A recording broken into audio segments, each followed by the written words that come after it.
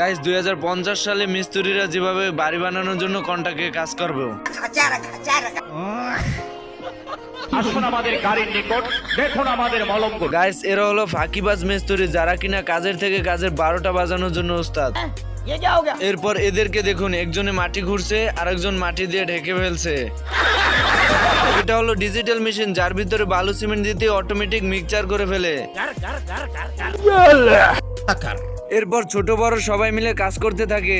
এর ভিতরে ঘড়ি ঘন্টা বেজে উঠতে কন্ট্রাক্টর সবাইকে কাজ বন্ধ করতে বলে। এইদিকে বাড়ির কাজও সম্পূর্ণ হয়ে যায়, তাই বাড়ির ছাদে পতাকা লাগিয়ে দেয়। এরপর কন্ট্রাক্টর ছোট কুকুরকে বাড়ির দরজা লাগিয়ে চেক করতে বলে।